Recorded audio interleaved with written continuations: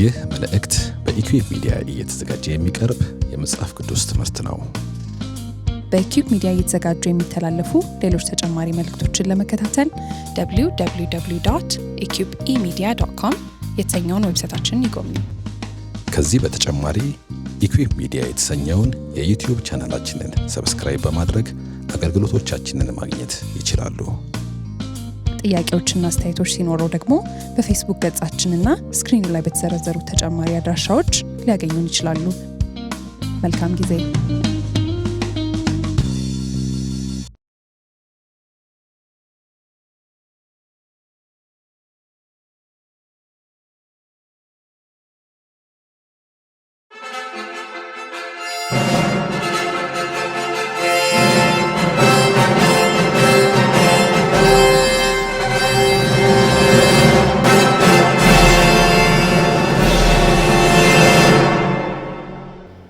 ሁላችንም ቆመን የዛሬውን ክፍል እናነባለን። የዛሬው ክፍል የሚገኘው የማቴዎስ ወንጌል ምዕራፍ 23 ከቁጥር 13 እስከ 22 በአዲስ ኪዳን ገጽ 22 ላይ ይገኛል።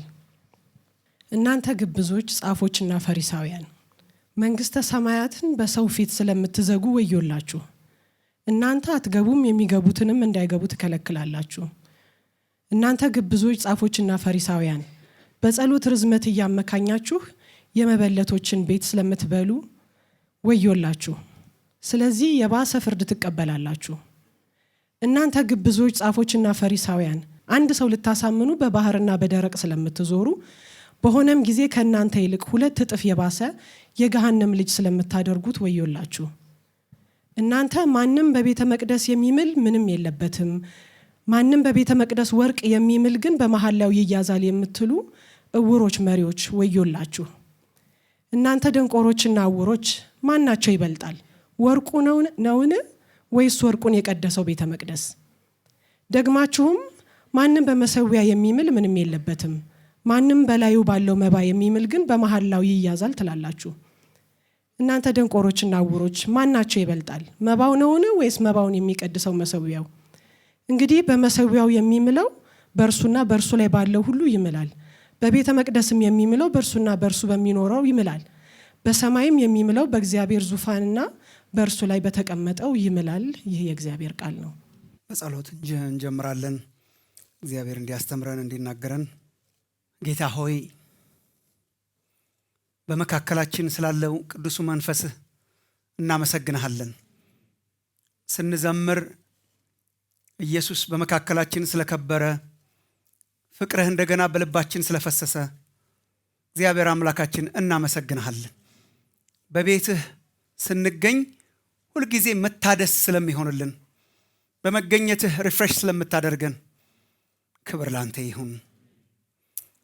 ጌታ ሆይ እነኚህን የተነበቡልንን ቃላት ለዛሬ ለመስማት ያንተ የቅዱስ መንፈስህ ረድኤት በጣም ያስፈልገናል እና እባክህ ዓይኖቻችንን ክፈትልን፣ ተናገረን። ጌታ እግዚአብሔር ሆይ፣ እግዚአብሔር አምላክ ሆይ እኔ ስናገር አንተ የምትለውን ማለት እንድችል እግዚአብሔር ሆይ በአንደበቴ ላይ ጠባቂን እንድታኖር፣ ልትናገር ከወደድከው ምንም እንዳይከለከል፣ ልትናገር ደግሞ እግዚአብሔር አምላክ ሆይ ከወደድከው ውጪ እንዳንሰማ አቤቱ መንፈስህ በመካከላችን እንዲቆጣጠረን እንጸልያለን። ልባችንን ለቃልህ ክፈትልን እግዚአብሔር አምላካችን ሆይ፣ በምትወደው መልኩ ብቻ እንድናድግ አቤቱ ተጣመን እንዳናድግ፣ መቆረጥ ያለበት ከላያችን ላይ እንዲቆረጥ እግዚአብሔር አምላክ ሆይ በሃይማኖት ስርዓት ብቻ ተተብትበን እንዳናድግ እግዚአብሔር አምላካችን ነፃነት እንዲሆንልን እንጸልያለን። አብረውን ስላሉ ኦንላይን ስለሚካፈሉ ወገኖቻችን እናመሰግንሃለን። ለእነርሱም ባሉበት ቦታ ሁሉ በቅዱስ ቃልህና በመንፈስህ መነካት እንዲሆን እንጸልያለን። ተመስገን ጌታ ሆይ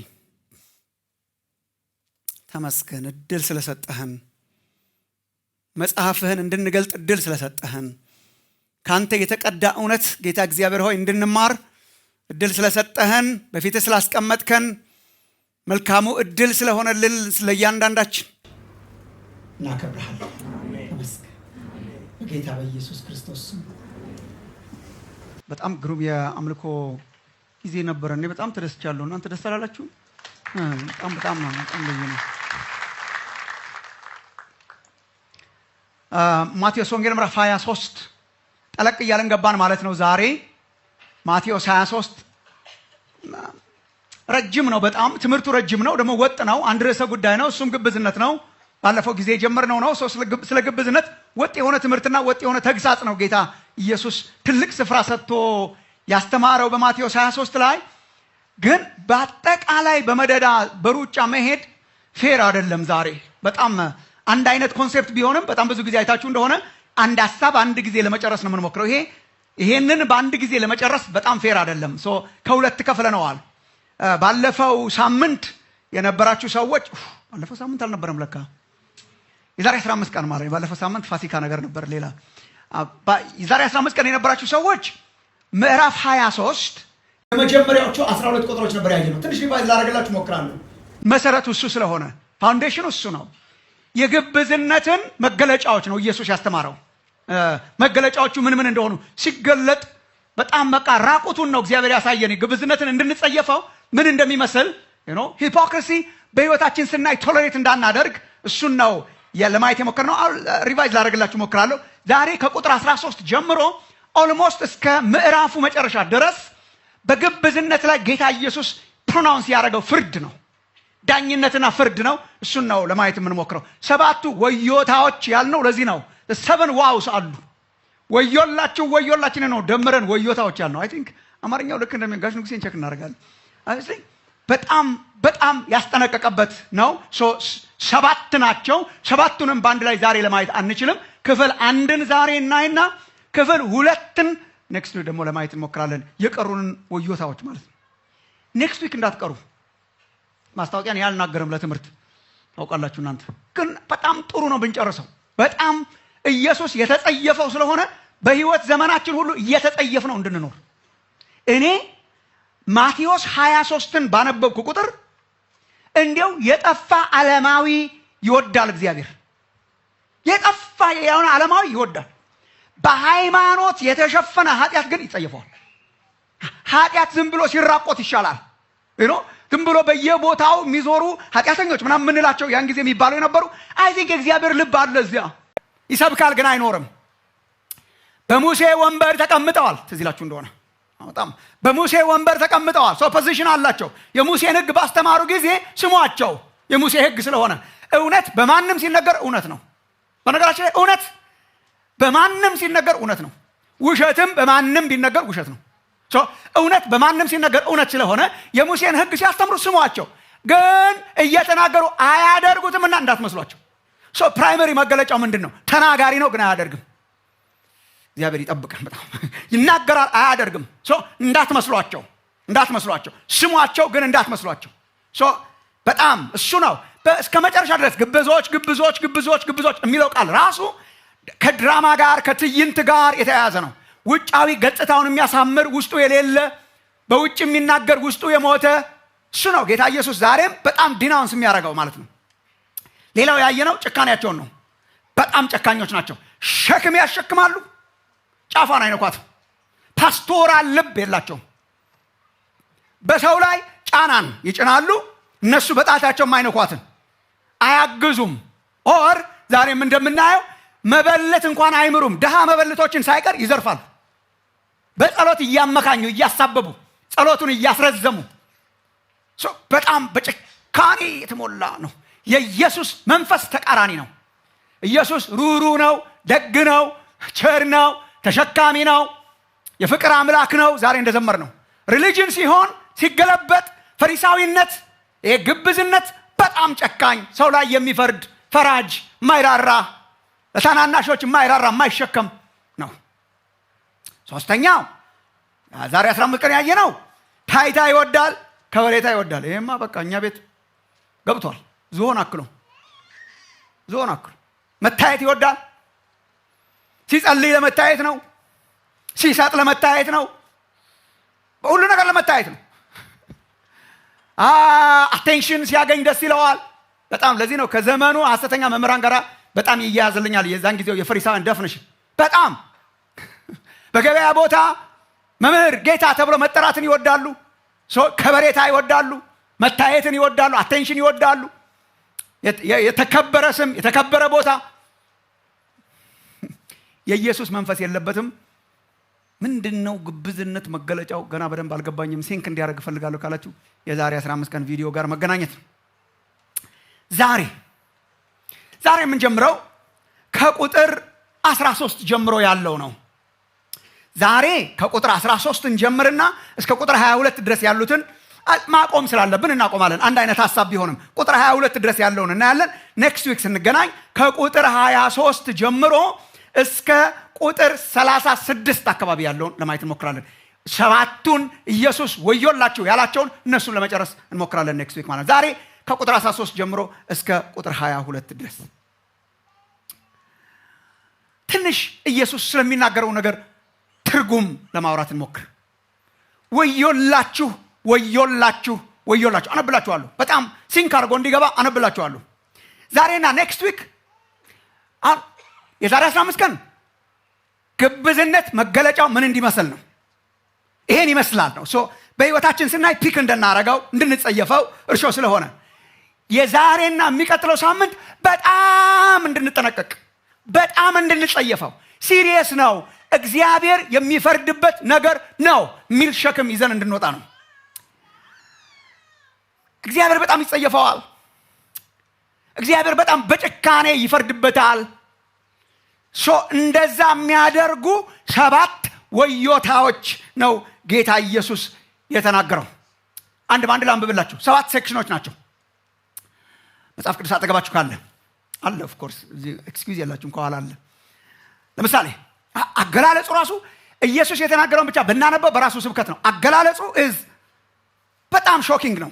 ለምሳሌ ቁጥር 13 ምዕራፍ 23 ወዮላችሁ ግብዞች። ያን ጊዜ መገለጫው ጻፎችና ፈሪሳውያን፣ ያን ጊዜ የነበሩ የሃይማኖት መሪዎች። ግብዞች ወዮላችሁ መንግስተ ሰማያትን በሰው ፊት ስለምትዘጉ። ወዮላችሁ ይሄ ላይፍ ስታይል ወዮላችሁ። ዋይ መንግስተ ሰማያትን በሰው ፊት ስለምትዘጉ። ወይ እናንተ አትገቡም፣ ሊገቡ የሚፈልጉትን አታስገቡ። ሁለተኛው ቁጥር 14 ባይ ዘ ወይ ቀደም ያሉ ቅጂዎች ላይ የማቴዎስ ወንጌል ክፍል ውስጥ የለም። ምንም ኮንፊውዝ የሚያደርገን ነገር የለም። ቢካዝ ኮንሴፕቱ ማርቆስ 12:40 ላይ አለ። ማቴዎስ፣ ማርቆስ፣ ሉቃስ ተመሳሳይ ወንጌላት ናቸው። ሲኖፕቲክ ጎስፕልስ የምንላቸው። ማርቆስ ወንጌል ምዕራፍ 12 ቁጥር 40 ላይ አለ። እንደን ሉቃስ ወንጌል ምዕራፍ 20 ቁጥር 47 ላይ አለ። ሐሳቡ ያው ተያይዞ ከግብዝነት ጋር ስላለ ቀደም ያሉ ቅጂዎች ውስጥ አይገኝም ምናምን በሚል የምንዘለው ኮንሴፕት አይደለም። ኢትስ ዴር።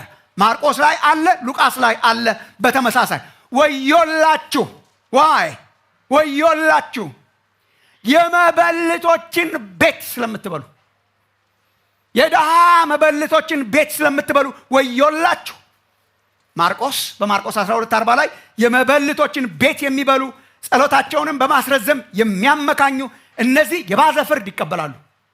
ሉቃስ ምዕራፍ 20 ቁጥር 47 የመበልቶችን ቤት የሚበሉ ጸሎታቸውንም በማስረዘም የሚያመካኙ እነዚህ የባሰ ፍርድ ይቀበላሉ። ወዮላችሁ የመበልቶችን ቤት ስለምትበሉ። ሶስተኛው ቁጥር 15 ወዮላችሁ ዛሬ እናየዋለን። አብረን አይ ቲንክ ትንሽ ሚሽነሪ ነገር ናቸው። በባህርና በየብስ እየሄዳችሁ ሰውን ስለምታሳምኑ፣ ፕሮስላይት ስለምታደርጉ፣ ስለምትለውጡ፣ ባመነ ጊዜ ግን ከእናንተ የባሰ የገሃነም ልጅ ስለምታደርጉት። ጉድ ነው። እግዚአብሔር ስለ ሚሽን ብሎ አለመታዘዝን አይቀበልም። ለካ አምጥተው የባሰ ያደርጉታል።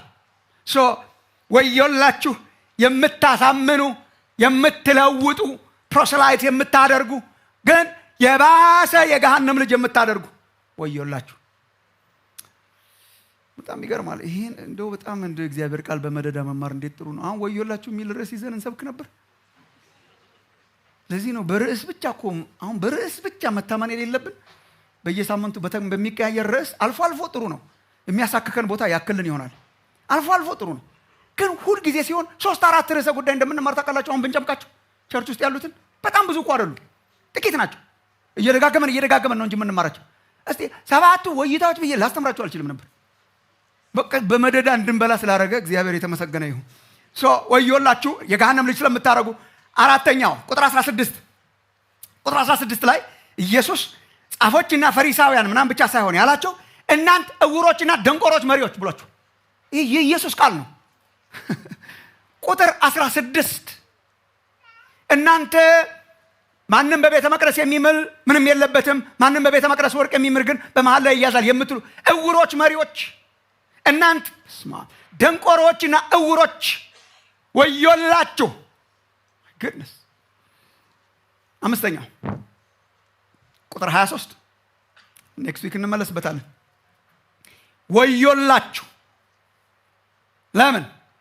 የሕግን ዋነኛ ትኩረትን ቸል ስለምትሉ። የሕግን ዋነኛውን ትኩረት ዋነኛውን ሴንትራል ሜሴጅ ቸል ስለምትሉ። ቁጥር 23 ተመልከቱ።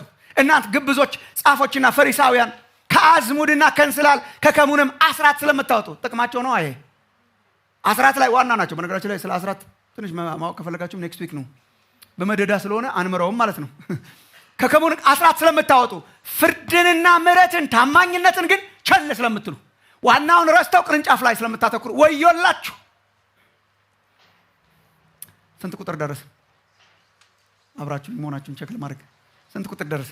6ኛው ቁጥር 25 እና 26 ላይ ያለላችሁ ሁለት ጊዜ ወዮላችሁ ወዮላችሁ ይላል። ግን it's one concept።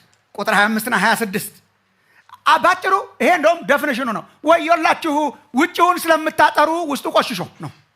የወጭቱን የሰሃኑን ውስጥ ቆሽሾ ሳለ ውጭውን ስለምታጠሩ።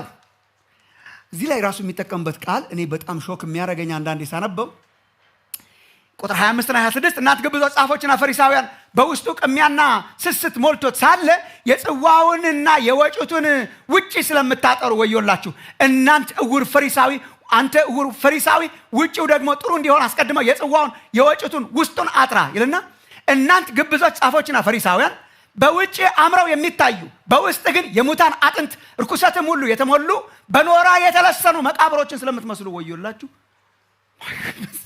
ምን አይነት ፒክቸር ነው! በመነበረድ እና በኖራ ያጌጠ መቃብር ስለምትመስሉ። ቅዱስ ዮሴፍ ሂዱ ከፈለጋችሁ።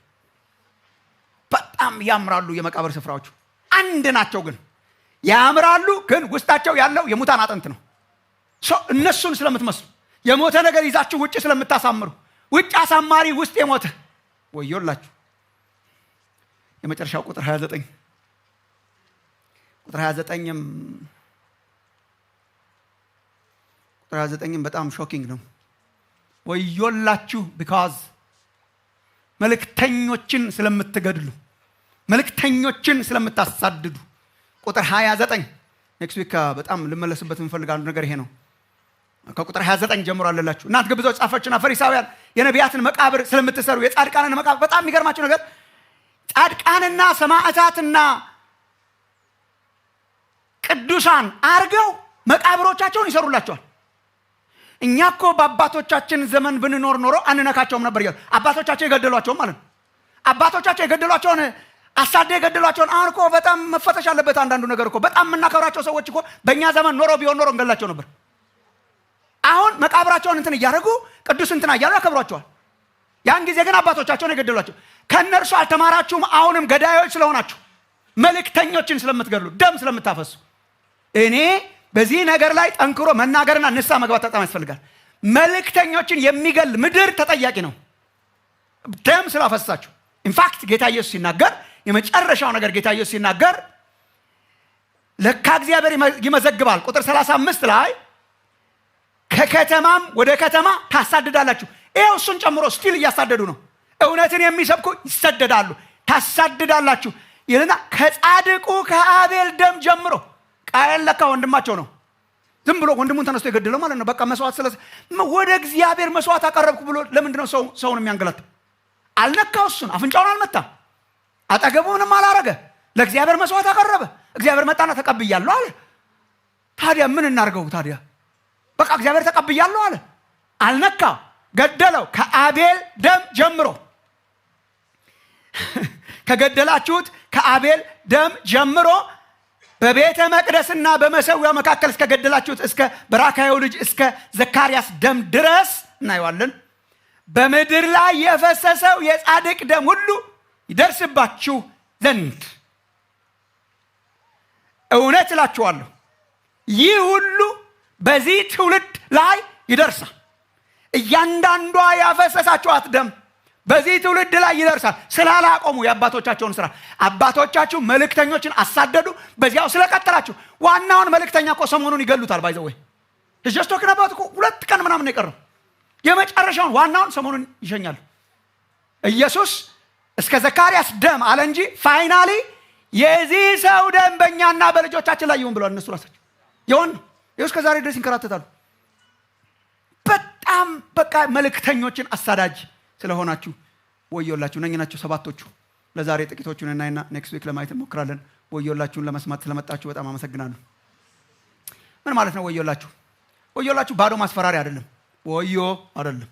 that's not the language በግሪክም በዕብራይስጥም ብናገላብጠው ዝም ብሎ ተራ ማስፈራሪያ አይደለም። አማርኛው አይ ቲንክ በጣም ጥሩ ነው። ወዮላችሁ ማስፈራሪያ ሳይሆን ከብሉይ ኪዳን አንስቶ እፊጎ የብሉይ ኪዳን ነቢያት ስታዩ ወዮላችሁ እያሉ እስራኤልን ያስጠነቅቃሉ። ወዮላችሁ ምን ማለት ነው? የታወቀ ቃል ነው። በብሉይም በአዲስም በብሉይ ኪዳን ነቢያትም በአዲስ ኪዳንም ወዮላችሁ ማለት ባዶ ተራ ማስፈራሪያ እና ልመና ሳይሆን እግዚአብሔር በጣም የሚጸየፈው የጨከነበት በዚሁ ከቀጠሉ ፍርድ አይቀሬ መሆኑን አመልካች ቃል ነው። ወዮላችሁ ኢዝ ፍርድ አይቀሬ ነው። if you continue this way ወገኖቼ በጣም እግዚአብሔር ከግብዝነት ይጠብቃችሁ። if you continue በዚህ መልክ ከቀጠላችሁ ፍርድ አይቀሬ ነው። የፍርድን አይቀሬነት አመላካች ቃል ነው። ወዮላችሁ እሱ ነው ትርጉሙ። ወዮላችሁ ምን ማለት ነው? አይቀርም ፍርድ። ማቴዎስ 23:14 ላይ ያለላችሁ ወዮላችሁ ማለት በቃ ብታስቡበት ይሻላል አይደለም። it's like ፍርድ አይቀርም። በዚህ ከተቀጠለ ፍርድ አይቀርም። ማቴዎስ 23:14 እናንተ ግብዞች ጻፎችና ፈሪሳውያን በጸሎት ርዝመት እያመካኛችሁ የመበለቶችን ቤት ስለምትበሉ ወዮላችሁ ይልና ስለዚህ የባሰ ፍርድ ትቀበላላችሁ። አይቀርም። በዚህ ከቀጠላችሁ የባሰ ፍርድ ያገኛችኋል። እግዚአብሔር ይጸየፈዋል ማለት ነው። ግብዝነትን እግዚአብሔር ይጸየፈዋል። እግዚአብሔር የሚጨክንበት ኃጢአት ነው። ፋይናሊ ሰው በግብዝነት ከቀጠለ የእግዚአብሔር ፍርድ አይቀሬ ነው። ማስጠንቀቂያ ነው። it's like don't ግብዝነት አለ አስወግደው። አንደኛ ጴጥሮስ ምዕራፍ 2 ላይ እንደሚነግር ግብዝነትን አስወግዱ፣ ፍቅራችሁ ያለ ግብዝነት ይሁን። ግብዝነትን ተጸየፉ፣ ድራማ ሰሪነትን ተጸየፉ፣ በሃይማኖት ካባ የተሸፈነ ወንበዴነትን አስወግዱ። አስወግዱ። የግብዝነት መገለጫችሁን ታገሉ በህይወታችሁ። ለምን? በዚህ ከቀጠለ እግዚአብሔር በሃይማኖተኛ ግብዝነት ላይ ይፈርዳል ነው። ሃይማኖት አይከልልም ከእግዚአብሔር ፍርድ። ደግማለሁ ይሄን ሃይማኖት የፈለገ ብናንቆለጳጵሰው አይከልልም ከእግዚአብሔር ፍርድ። ለዚህ ነው በጅምላ መከላከር ማቆም ያለባችሁ። ሰው ፕሮቴስታንት ከሆነ በቃ ኖ አይከልልም። ኢዝም ፈሪሳዊዝም ካልከለለ የሙሴን ሕግና መጽሐፍት ይዘው የሚያስተምሩ ሰዎች ካልከለለ የማን ሃይማኖት ነው የሚከልልህ? ምንም አልሆንም። ምክንያቱም የእንትን ሃይማኖት አባል ነኝ ምናምን ይላል ሰው። ኧረ ስለ እግዚአብሔር ብታመልጡ ይሻላችኋል። ንጹህ ሃይማኖት የለም። ንጹህ ድርጅት የለም። የራሱ ጥንካሬ አለው፣ የራሱ ድካም አለው። የለም፣ አያስከልልም። አብርሃም አባት አለን ምናምን ብለው በአብርሃም ተከልለው ነበር። እሺ ከአብርሃም በላይ ማን ያስከልላችኋል? እሺ ንገሩኛ እንዴ። ማንም ኃጢአትን ቢያደርግ የኃጢአት ባሪያ ነው አለ ጌታ ኢየሱስ ዮሐንስ ወንጌል ምዕራፍ 8 ላይ። ማንም ኃጢአትን ካረገ ማንም ኢንዲቪጁዋል it comes back to the individual የይሁዲነት አባል ነኝ ሳይሆን comes back to the individual። ማንም ኃጢአት የሚያደርግ የኃጢአት ባሪያ ነው አለ። ምን ማለት ነው? ሰው ኃጢአት ሲሰራ የኃጢአት ባሪያ ስለሆነ ነው። ይሄ ባይ ዘ ዌይ ይሄ አብዮት ነው ያካሄደው ኢየሱስ። ኃጢአት የሚያደርግ ሰው የሚያሳያችሁ ባሪያ መሆኑን ነው አለ። ሰው ኃጢአት ሲሰራ ሳይሆን ኃጢአተኛ የሚሆነው ኃጢአተኛ ስለሆነ ነው ኃጢአት ያደረገው። ኮምፕሊኬት ከሆነባችሁ ምን አደርጋለሁ? ባሪያ ስለሆነ ነው ያደረገው። አለማድረግ አይችልም፣ ባሪያ ሆነዋል። ከዛ ምን ይሻለናል ታዲያ ሲል አባሰው ኢየሱስ። ልጁ ነፃነት ከሰጣችሁ፣ ልጁ አርነት ካወጣችሁ አርነት ትወጣላችኋል። ይሄ ነው በጣም ያስቆጣችሁ። ልጁ አርነት ካወጣችሁ፣ ነፃነት ከሰጣችሁ ነፃ ትወጣላችሁ እንጂ የኃጢአት ባሮች ናችሁ። እኛ የማንም በጣም በዚህ ዘመንም ስሰማው በጣም የምጸየፈው ቃል እኛ ብሎ ከጀመረ አቆማለሁ። እኔ ነው እኔ ስድን አንተ ስትድን አብረን ቁጭ ስንል ቸርች ይባላል። ሳንድን ቁጭ ብንል ግን ምንም አይደለም። የተለበጠ መቃብር ነው። እኛ የማንም ባሮች አይደለንም ብለው ተዚላችኋል። በቃ ለመያዝ ለመጨበጥ የሚሞክሩት እኛ የአብርሃም ልጆች ነን፣ አባታችን አብርሃም ነው። and ኢየሱስ just saying no አይደላችሁም። በምን አወክ? ስራችሁን ሳየው አብርሃምን አይመስልም። ስራችሁን ሳየው አብርሃምን አይመስልም። ከዚህ በፊት ማስጨላችኋል። አብርሃምን አይመስልም አለ። ከዛ እንደውም አንድ ጊዜ በመካከል ሲናገር አብርሃም ባገኘኝ ጊዜ እኮ እንደናንተ አላረገም አላቸው። ያሳበዳቸው ነገር አብርሃም እኮ ሲያይ ቀኔን ሲያይ እንደናንተ አላረገም አለ። ደስ አለው አለ። ስንገናኝ ደስ አለው አለ። አንተ ገና 40 ዓመት እንደዚህ ያልሞላ ሰውዬ አብርሃምን አይቶኛል ትላለህ ምናምን አለ። ከዛ እንደውም አብርሃምን ልጅ አረገው። እውነት እላችኋለሁ አብርሃም ገና ሳይወለድ በፊት አለ ለካ ነበር ኢየሱስ ነበር አይባልም። እንደው እሱ ነበርኩ አላለም። አብርሃም ገና ሳይወለድ በፊት ነበርኩ አላለም። አብርሃም ገና ሳይወለድ በፊት እኔ ነኝ አለ። ምን ማለት ነው? እኔ ነኝ። ቮካቡላሪው ራሱ ሴንስ አይሰጥም። ግራመሩ ሴንስ አይሰጥም። በአማርኛም በእንግሊዝኛም በየትኛውም አብርሃም ሳይወለድ በፊት እኔ ነበርኩ ይላል እንጂ ሰው አብርሃም ሳይወለድ በፊት እኔ ነኝ እንዴት ይላል? ተሳስቶ ነው? ኖ ኢንቴንሽናል ነው። Before Abraham was born I was ነው እንጂ before Abraham was born referring to the past, before Abraham was born I am እንዴት ይባላል? እኛ ራሱ እንግሊዝኛ ማናውቀው ይገባናል። how do you say that? just አይሄድም አብሮ። ለምን ነው I am ያለው? I was አይባልም። እሱ ጋር he was አይባልም። እርሱ ያለና የሚኖር የዘላለሙ አምላክ ስለሆነ አይባልም። that's what happened። ዘጸአት ምዕራፍ 3 ነው ፒክ ያደረገው ኢየሱስ። ዘጸአት ምዕራፍ 3 እዚላችሁ እንደሆነ ሙሴ ነው እግዚአብሔርን ነፃ አውጣልኝ ሂድና ይሄንን ህዝብ ነፃ አውጣልኝ አለው እግዚአብሔር ሙሴን። በኋላ ሙሴ እንዲህ ሄጄ ማን ነው ይላከ ቢሉኝ ማን ልበላቸው አለ። አይ አም ልኮኛል በላቸው አለ። ያለና የሚኖር ነው ያለን የተረጎም ነው አይ አም ነው እኔ ነኝ ልኮኛል በላቸው አለ። ማን ነው ስምህ? እኔ ነኝ። እኔ ነበርኩ አይባልም፣ እኔ ሆናለሁ አይባልም። ይሄ የእግዚአብሔር ብቻ መጠሪያ ነው። እሷን ፒክ አረገና ጌታ ኢየሱስ አብርሃም ገና ሳይወለድ በፊት እኔ ነኝ ያለው የዘላለሙ አምላክ እሱ ስለሆነ ማለት እና በጣም አበዱ ማለት ነው። ቤታቸው ተናጋ፣ ሃይማኖታቸው ተራቆተ፣ ድርጅትን ብድግ አረገው። አብርሃም ነው ከለላይ ሲሉ ሊሆን አልቻለም።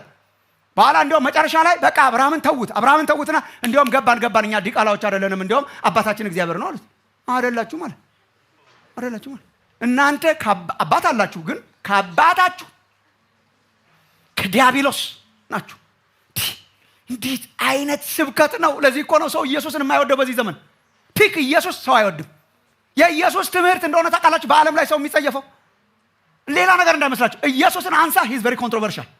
ስለ ሌላ ነገር አውራ ኢዝ ኦኬ። ኢየሱስን ብርግ አድርገው ከነ ትምህርቱ ኢዝ ቬሪ ኮንትሮቨርሻል። ኖርማል መሆን አችልም። እና ይገባና አብርሃም እኮ ነው አባታችን። ኦኬ እምነታችን እኮ ይሁዲነት ነው። ኦኬ አንተ ከዛ ኖ ከአባታችሁ ከዲያብሎስ ናችሁ እናንተ። አይከልልም። ሰው በድርጅት ከለላ ስር ሳይሆን መሆን ያለበት በክርስቶስ ኢየሱስ የዘላለም የማዳን ጉልበት ስር ነው መጠለል ያለበት። አይከልልም። ምንም አይነት ኢዝም፣ ምንም አይነት የተደራጀ ሃይማኖት አያተርፍም ከእግዚአብሔር ፍርድ። ግብዝነት ካለ እሱ ነው አይቀሬ ነው። በሃይማኖት ቢከለልም ግብዝነት ላይ እግዚአብሔር ይፈርዳል። የባሰ ፍርድ ትቀበላላችሁ።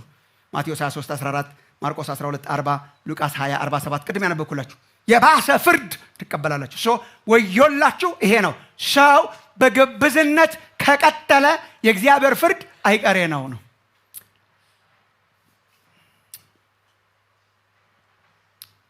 እግዚአብሔርን ሳስበው ገረማለሁ። እኛም ይመስላል እዛ ጎዳና ላይ ያሉ ሰዎችን ወዮላችሁ እያለ የሚዞር ይመስላል። እኔ አይመስለኝም። አብሯቸው ቁጭ ብሎ በመብላት ያሳፍራቸዋል ኢየሱስ።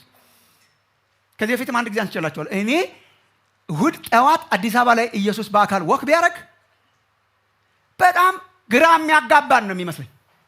ኃጢአተኞች የምንላቸው ጋር ቁጭ ብሎ ሳናገኘው አንቀርም። እኛ የተለበጥነው ጋር ወዮላችሁ እያለ ሳያልፍ አይቀርም። ይወዳል እግዚአብሔር። በግልጽ ኃጢአት ውስጥ ያሉ ሰዎችን ይራራል። ቢመጡ ይቀበላል። ምናልባት እዚህ ትኖሩ እንደሆነ let me tell you the gospel እንዳላችሁት ብትመጡ ይቀበላል እግዚአብሔር። ሰው ነው የሚጸየፈው። ይሄ ሰው ያሁን እግዚአብሔር ይቀበለዋል ነው የምትል? yes እናንተ ደካሞች ሸክማቸው የከበደው ወደ እኔ ኑ ሳፍር ማለት ነው። እናንተ ጠራጠራ ያላችሁት ሳይሆን እናንተ የአብርሃም ልጅ ነን የምትሉ ጠራጠራ ያላችሁ ተሰብሰብ። ጠራጠራ ያለ ሰው ሰብሳቢ ሳይሆን የኃጢአተኞች ወዳጅ የሆነ ኢየሱስ ክርስቶስ ኃጢአተኞችን የሚወድ ኃጢአታቸውን የሚጸየፍ ኃጢአተኞችን የሚወድ ይጋብዛችኋል። በጣም ይወዳል። የጠፋው ልጅ ታሪክ እስቲ ተመልከቱ። የጠፋው ልጅ ታሪክ እኮ አባቱን በጣም ያስቆጣው እኮ እቤት ውስጥ ተለብጦ ያለው ሰውዬ ነው። እቤት ውስጥ ሆኖ የጠፋው ሰው ነው። ለኔ ምን ተደረገልኝ ምናምን የሚለው ማለት እንዴት ለሱ ይደረግለታል የሚለው። ያኛው ከነ ቡቱቶው ሲመጣ አቀፈው ማለት ነው። አባትየው ጠፍቶ ሄዶ የመጨረሻ የጠፋው ልጅ የምንለው በነገራችን ላይ በጣም የጠፋ ነው። የእውነት አባት በህይወት እያለ ለልጆች ሊያወርስ ይችላል ርስት። ልጆች በቃ ላወርሳችሁ ያውም እያዘኑ ነው የሚቀበሉት። ኧረ አባዬ በምንም አይነት ካልቸር፣ በአይሁድ ካልቸር፣ በእኛ ካልቸር፣ በምንም ካልቸር አባት ተነስቶ ሀብቴን ላከፋፍላችሁ ቢል ድርሻችሁን ልስጣችሁ ቢል በሐዘን ነው። እንዶ አባት ነው ፑሽ የሚያደርገው። ካን ኢማጂን ልጅህ መጥቶ ስትሞት ድርሻዬን ሂሳብ በቅድም ያሰጠኝ አይደል? በጣም የጠፋ ነው። በጣም ሂሳቤን አምጣስ ማውረስ እኮ በአባት ፈቃድ ላይ የተመሰረተ ነው። ያንተ አይደለም ሀብቱ። በአባትየው ነበር መብቱ የአባትየው ነበር። መብቴ ነው አምጣ ምናምን ብሎ አስቸገረ። እኔ የሚገርመኝ ሰጠው አባትየው። አይሲ እርግጠኛ ነኝ ሂሳብ በቅድሚያ ሰጠው። ሂሳቡን ይዞ ጠፍቶ አሪፍ ላይፍ እኖራለሁ ብሎ ምን የመሰለ ህይወት እኖራለሁ ብሎ ሩቅ ሀገር ሄዶ ጠፍቶ ያለውን ሁሉ ጨርሶ አባክኖ የመጨረሻ ጠብታውን በሙሉ ጨርሶ እኔ ለአይሁድ ህዝብ እንዲዘገንን አድርጎ ነው ኢየሱስ ስቶሪውን የተናገረው። አሳማ ጠባቂ ሆኖ አሳማ ርኩስ ነው። አሳማ መጠበቁ ብቻ አይደል። አሳማ ርኩስ ነው ለአይሁድ። የመጨረሻ ርኩስ እንስሳ ማለት አሳማ ነው። አሳማ ጠባቂ እሪያ የሚለው አሳማ ነው ባይዘው። አሳማ ጠባቂ ሆኖ የሚበላው አጥቶ ለአሳማዎቹ የሚሰጠው ምግብ ለመብላት ይቀና ነበር። የመጨረሻ ኤክስትሪምሊ ሄዶ ጠፋ ማለት ነው። አልፈልግም ብሎ ወደ ልቡ ተመለሰና አንድ ቀን እግዚአብሔር የኃጢአተኞች ወዳጅ ወደ ልቡ ተመለሰና አንድ ቀን ወደ አባቴ ቤት ብመለስ ይሻለኛል ብሎ ሲመለስ አልፈረደበት። ምን አላለው? አልወቀሰው። ሂሳብ አወራርድ አላለው። የት አጠፋኸው ሀብቴን አላለው። እስቲ ሂሳብ እናስልህ አላለው። ያለ ምንም የሂሳብ ስሌት እጁን ዘርግቶ ተቀበለው፣ አቀፈው ማለት ነው። እግዚአብሔር እንደዛ ነው። በግልጽ የተደረገ ነገር እግዚአብሔር እንደዛ ነው። ያቅፋል፣ ይወስዳል፣ ሪስቶር ያደርጋል፣ ይወዳል። በጣም ትልቁ ችግር ቤት ውስጥ ያለው ነው። እንዴት እንደዚህ አይነት ሰው ታቅፋለህ አንተ? እኔ ቤትህ በጨዋነት እየኖርኩ አንተን እያገለገልኩ አንድ ቀን ጠቦት አርደልኝ የማታውቅ እንዴት ይህንን ሰው እንዴት አደረግለታል? ወገኖች እግዚአብሔር በግልጽ እንደዚህ የጠፉትን ይወዳል። ምንድን ነው የሚጸየፈው? በቤቱ ውስጥ ሆኖ በግብዝነት የተለበጠ አይወድም፣ ይፈርዳል። ምን እናርግ? በህይወታችን በጣም እንጸየፍ። ግብዝነት ኤሌመንቷን ስታዩ በሰው ላይ የፈራጅነት ስሜት፣ የጭካኔ ስሜት፣ ውጭን ገድሎ ውስጥን ገድሎ ውጭን የማሳመር ስሜት፣ የሚኮንን ስሜት እንዴት አድርጌ such an ugly spirit በጣም በቃ ከኃጢአተኞች ጋር የማይቀመጥ መንፈስ፣ ኃጢአተኞች የሚላቸውን ሚንቅ ስፒሪት፣ ራስን በትዕቢት የወጠረ ስፒሪት፣ ሃይማኖተኝነት ጠፍሮ የያዘው ስፒሪት አይ ዶንት ኖ መንፈስ ሳይሆን አይቀርም። በጣም ወሯል ቸርች። በጣም ራስን ጢም ያረገ ሀብታም ነኝ ባለጠጋም ሆኛለሁ የሚያስብል ማለት ነው። ሌላውን በሙሉ ታች የሚያረግ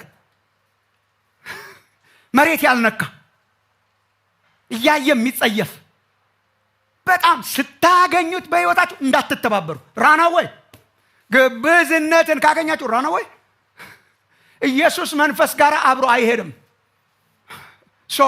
በህይወታችን በጣም መጸየፍ አለብን። በጣም ዲፋይሊንግ ስለሆነ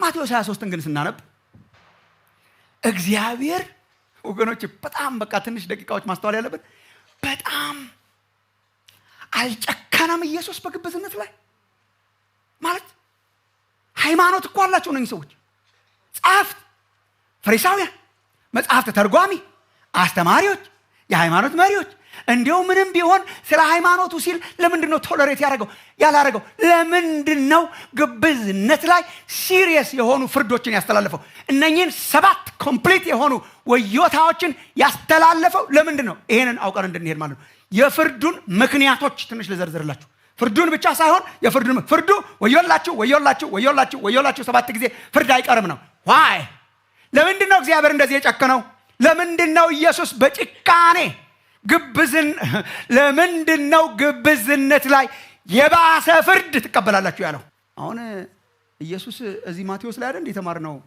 የወዮልሽ ኮራዚ ወዮልሽ በተሳይዳ ብሎ የሰበከባቸውን የእግዚአብሔር ልጅ ተመላልሶ የሰበከባቸውን ቦታዎች እኮ ሲኮንን ያነጻጸረው ከሶዶምና ከገሞራ ሰዎች ሶዶም ገሞራ ያ በቃ ኃጢአተኛ በርኩሰት የተሞላች ያኛው በርኩሰት የተሞላ ነው በግልጽ ይሄኛው በርኩሰት የተሞላ ነው በሃይማኖት የእግዚአብሔር ልጅ ተገልጦ ሲያገለግል ያልሰሙ ማለት ነው እና ምን አለ ጌታ ኢየሱስ የባሰ ፍርድ ነው የምትቀበሉት አለ በዚያን ጊዜ የሶዶም ህዝብ ይቀልላቸዋል አለ በፍርድ ጊዜ የሶዶምና የገሞራ ማለት መንግስተ ሰማያት ይገባሉ እኮ አይደለም ያው ፍርድ ነው ግን ቀለል ይላል ለምን የተቀበሉትም ቀለል ያለ ስለሆነ ኦኬ ሶ እግዚአብሔር ምን እያለ ነው አሁን የባሰ ፍርድ ግብዝነትን ሲያገኝ የባሰ ፍርድ ለምን ወገኖቼ በሃይማኖት ስም ስለተደረገ ነው ጥቅስ ሳይጠቅሱ ካባ ሳይለብሱ የሆነ ነገር ስርዓት ሳይጠብቁ የሚወድቁ ሰዎችንና በሃይማኖት ሽፋን የተለበጡ መቃብሮችን እኩል አይፈርድም እግዚአብሔር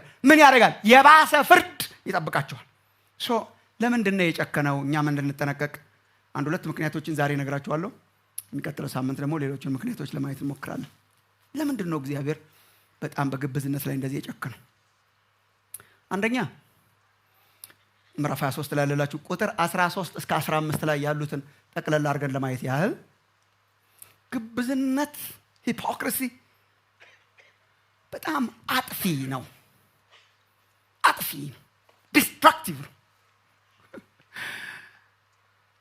ለምንድነው ጌታ ኢየሱስ እንደዚህ በጣም ኃይለኛ ፍርድ ፕሮናውንስ ያደረገው አጥፊ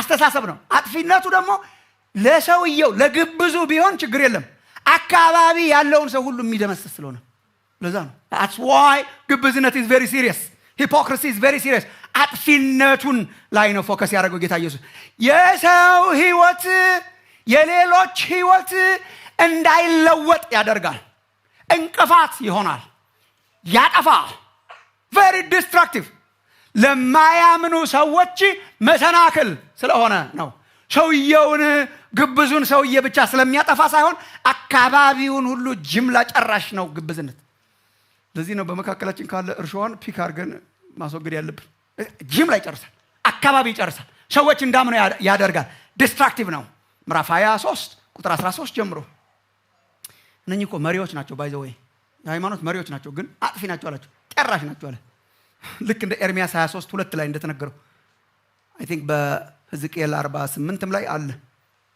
ኤርሚያስ 23:2 ላይ ስለዚህ የእስራኤል አምላክ እግዚአብሔር ሕዝቤን ስለሚጠብቁ እረኞች እንደዚህ ይላል በጎችን በትናቸዋል አባራቸዋል ያባርራል ይበትናል አልጎበኛቸዋቸውም እነሆ የሥራችሁን ክፋት እጎበኝባቸዋለሁ ይላል እግዚአብሔር የሚበትን ሌሎችን የሚጨርስ ስለሆነ እንዴት እንደገለጸው ተመልከቱ 2-3 መገለጫዎች አሉት ጨራሽነቱ በጣም መልእክት አለኝ እዚህ ላይ ያስተዋልኩት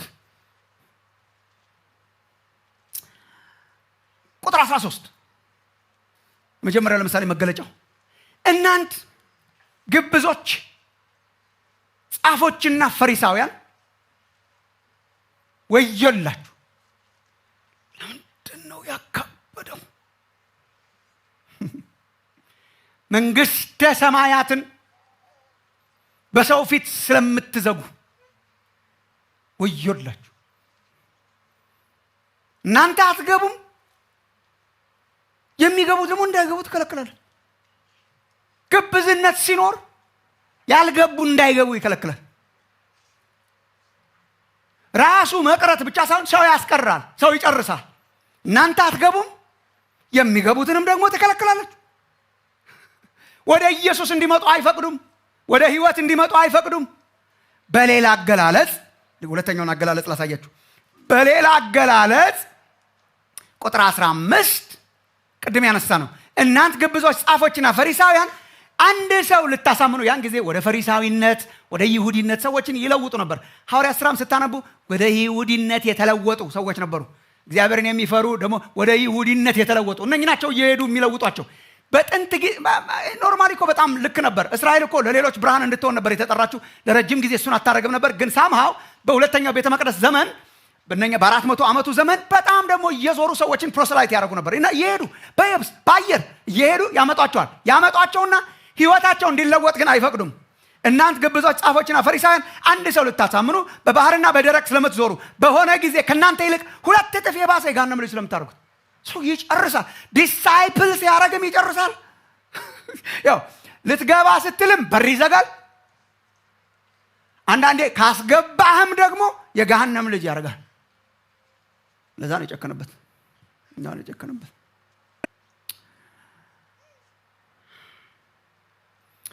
አንድ ኢሹ ላነሳ እኮ ነው ይሄ ሁሉ ምዞረው። ግብዝነት ስታገኙ መጽሐፍ ያለባችሁ ሰዎች እንዳይገቡ ይከለክላል። የኢየሱስ መንፈስ ውጪ ላሉ ሰዎች የሚጨነቅ መንፈስ ነው።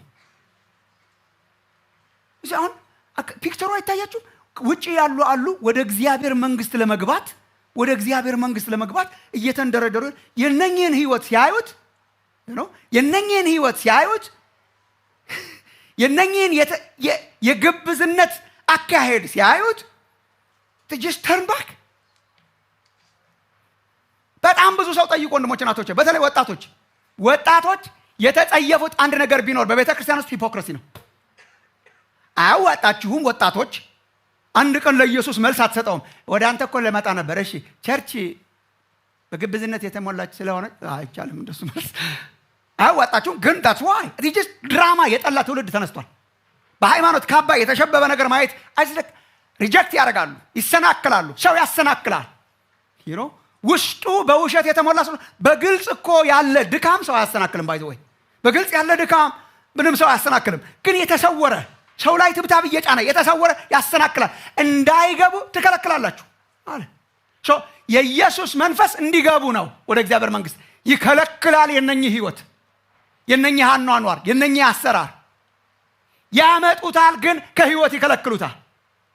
የኢየሱስ መንፈስ የሚያስገባ ነው። የሃይማኖት ፈሪሳዊነትና ግብዝነት ከልካይ ነው እንዳይገቡ። ልክ እንደ የሆቴል በርጋ እንደሚቆሙ ሰዎች ማለት የሆቴል በርጋ ያለ ሰው እኮ ዌልካሚንግ በር እንዲከፍት ነው እዛ የቆመው። አሁን ስትሄዱ አንዳንድ ትልልቅ ሆቴል አሉ የቆሙ ናይስ የለበሱ እና ልክ ገና ጠጋ ስትሉ ጀስት ኦፕን። እንደዛ ነን እኛ። የእግዚአብሔር መንግስት እንትን ነን እኛ። ቤል ቦይስ ነን እኛ። ከፈት እያደረግን እንድናስገባ።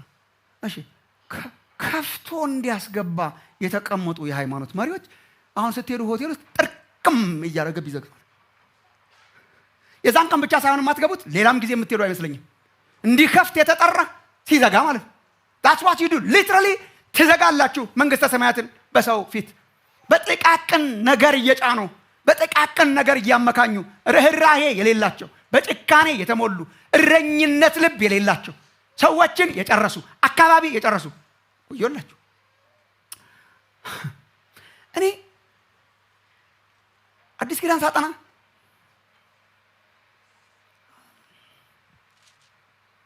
ቴዎሎጂያንስ ከሰማችሁኝም አብራችሁ አሰላስላችሁ መልሱን ካገኛችሁት አንድ ቀን ንገሩኝ። አንድ ፐዝል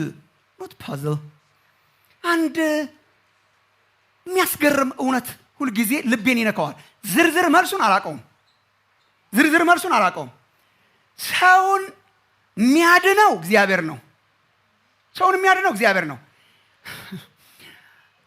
ለምሳሌ የወደዳቸውን የመረጣቸውን እንዲጸድቁ የፈለጋቸውን ያመጣቸዋል፣ ያድናቸዋል። ማዳን የእግዚአብሔር ነው። ኦኬ ማዳን የእግዚአብሔር ነው። ግን ያመንን ሰዎች በጣም ከፍተኛ ሚና አለን በሰው መዳንና አለመዳን ትንሽ ስትሬች ማድረግ አለብን። በሰው መዳንና አለመዳን ውስጥ ያመኑ ሰዎች የእምነት ሰዎች ሚና በጣም ትልቅ ነው። ምን ማለት ነው?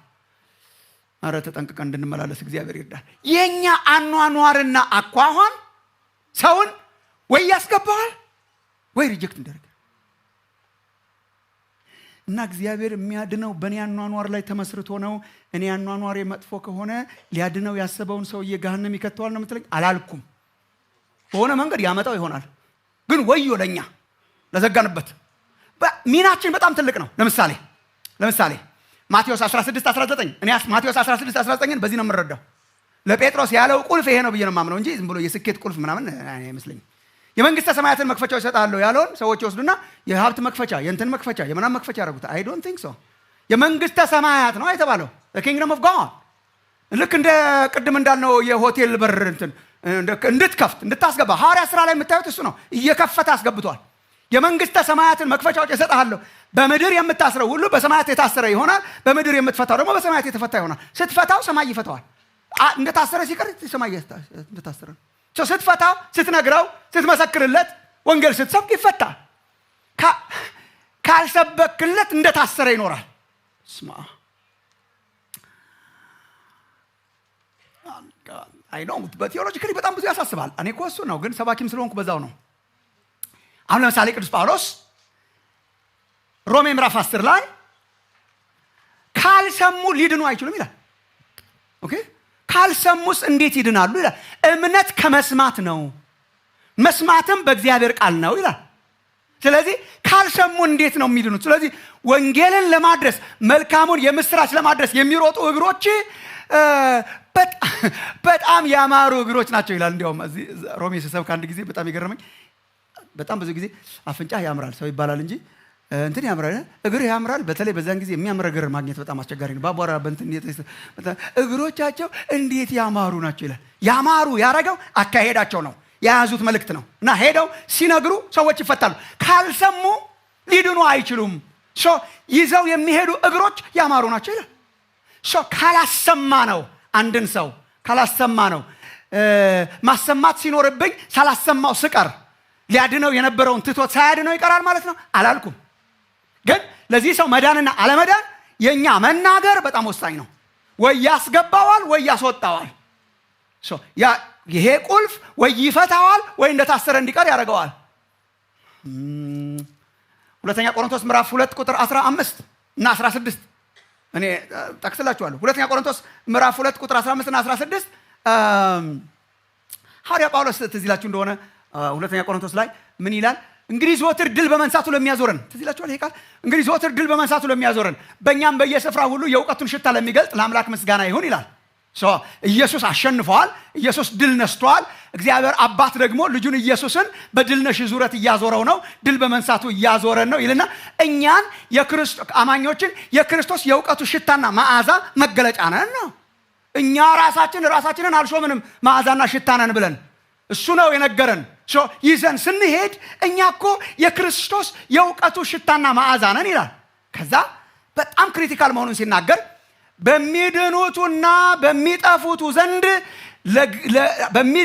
በሚጠፉቱ ዘንድ ለእግዚአብሔር የክርስቶስ መዓዛ ነንና በማንና በማን አልሰማችሁኝም ማለት ነው። በሚድኑቱና በሚጠፉቱ መሃል ሽታ ነን ይላል። ለሚድኑቱም ለሚጠፉቱም ሽታ መዓዛ ነን፣ ፍራግረንስ ነን ይልና ይህን ሳነብ እኮ ነው እንትን የሚያደርገኝ ነው። ቁጥር 16 ለነዚህ ለሚጠፉቱ ማለት ነው ለሞት የሚሆን የሞት ሽታ ነን ይላል። የእኛ ሽታነት ወሳኝነት ማለት ነው። ለእነኚህ የሞት ሽታ ነን ይላል። ለነዚያ ደግሞ ለሚድኑቱ ለህይወት የሚሆን የህይወት ሽታ ነን ይላል። ኢንፋክት ቀጥሎ ያለው ጥቅስ ደንግጦ ነው የጻፈው ብዬ ጠርጥራለሁ። ሲያስበው እኛ እኮ የክርስቶስ የእውቀቱ ሽታና መዓዛ ነን በሚድኑቱና በሚጠፉቱ ዘንድ። ለሚድኑቱ የህይወት ሽታ እንሆንላቸዋለን፣ ለሚጠፉቱ የሞት ሽታ። ከዛ ቀጥሎ ለዚህ ነገር የሚበቃ ማን ነው? እስከ ምዕራፍ 7 ድረስ ይሄን ነው የሚመልሰው። ከምዕራፍ 2 ጀምሮ ለዚህ ነገር ብቁ ማን ነው? እኛ ብቁ አይደለንም፣ እግዚአብሔር ነው ብቁ ያደረገን እያለ እስከ ምዕራፍ 7 ድረስ እኛ እኮ የሸክላ ዕቃ ነን፣ የከበረ መዝገቡን ያደረገው እግዚአብሔር ነው፣ እኛ አይደለንም፣ እኛም በቃም እግዚአብሔር ነው ብቁ ያደረገን። ምክንያቱም the responsibility is so heavy። አንተ ሽታነትህ በሚጠፉትና በሚድኑት መካከል ነው። ምን ማለት ነው? የክርስቶስ ሽታና የእውቀቱ መዓዛ ሲወጣ ሰዎች አሽትተው ልክ እንደ ቡና ምናምን መልካም ሽቶ እንደምናሸተው ዋው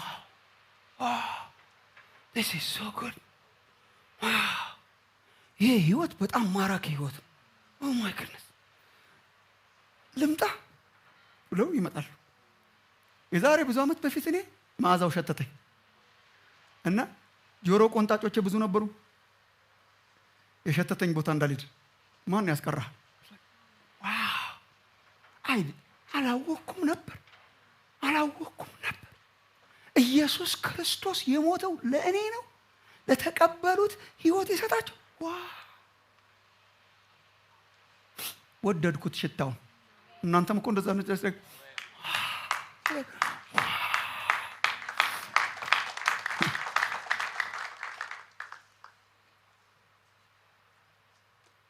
ያቺ መውደዳችን ዘመናችንን በሙሉ በቤቱ ተከለች። ዘመናችንን በሙሉ እንዴት ነው ዳንከው ብትለኝ፣ አንድ ቀን ሸተተኝ መዓዛ። በቃ አሪፍ ነው። በጣም እኮ ሰው ለምን እንደሚከለክለን ግራ ይገባኛል። በጣም እኮ አሪፍ ነው።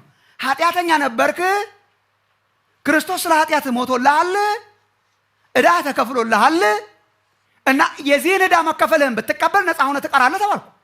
ይሄ እኮ አሪፍ ነው። ደስ አለኝ። ተከተል ነው። ይሄው ለዘላለም ደስትንያችን የተለወጠው የዛን ቀን ነው። የዛን ቀን አይገርምም? የዛን ቀን ለዓለም መለስ የሆነ ነገር ውስጥ ገባው ማለት ለዓለም መለስ ይሁን። እግዚአብሔር የተባረከ የሆነች ላይ ላንመለስ ደስ ለዘላለም። ለዚህ ነው እኮ ቡሩክ ትሁን ያቺ ቀን እያለን የምንዘምረው። ቡሩክ ትሁን ያቺ ቀን ወንጌል የሰማሁባት ዳኒ እንደዘመረው በጣም ወንጌል የሰማንባት ቀን አሸተትን፣ መዓዛውን ወደድ ነው ለዘላለም አቅጣጫችን ተቀየረ ማለት ለዘላለም ላንመለስ ነው። the same መዓዛ the same ሽታ the same fragrance አንዳንድ ሰዎች ያሸቱትና ይላሉ ለዘላለም በቃ ሄዱ ማለት ነው። ማን ነው ለዚህ ብቁ ምናምን የሚለው ይገባኛል። የሚያድነውንም የሚያጠፋውንም እግዚአብሔር ሲያድንም ሲያጠፋም እኛ የምናምን ሰዎች በጣም ከባድ ሚና ነው ያለን። yes that's why በጣም ተጠንቅቀን መኖር ያለብን።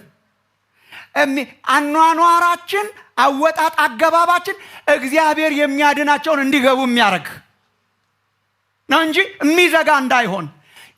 አሁን በቃ ጥያቄያችሁን ስለማቀው በቃ አንዴ መልሼ ልጨርሰው። የዘጋንባቸውን ሊያድናቸው አይፈልግም ከቻለ እግዚአብሔር ይችላል አይችልም? እኔ ለምን ክርክር ውስጥ እገባለሁ? ይችላል እግዚአብሔር። ግን it's very important። የመሪዎች ሚና ወሳኝ ነው። ከየት እናገኛለን? ይሄው ፈሪሳውያን በር ተዘጋላችሁ አላቸው።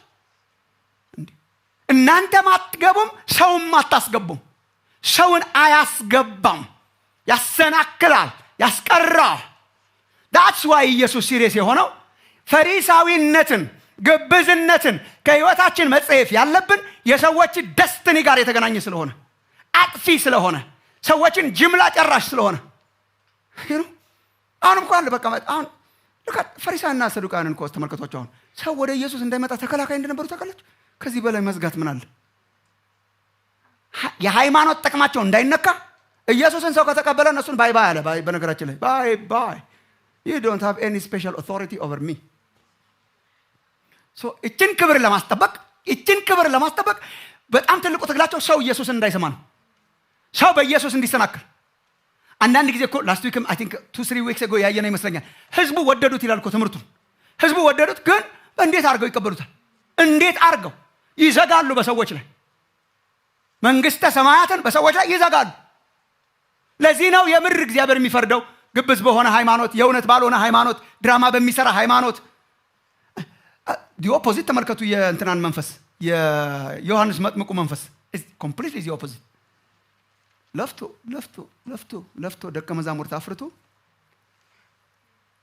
እሱ ነው ያለን ምራው አቅጣጫ ጠቋሚ እሱ ነው ዋናው እሱ ነው። የጫማውን ጠፍር ልፈታ አይገባኝም። የሃይማኖት መምህር ማለት እንደዚህ ነው። እሱ ነው ኢየሱስ ጋር ልትሄድ ነው ቆይ ሳይሆን እሱ ነው። እውነተኛ መምህራንን የምታውቁን በዚህ ነው።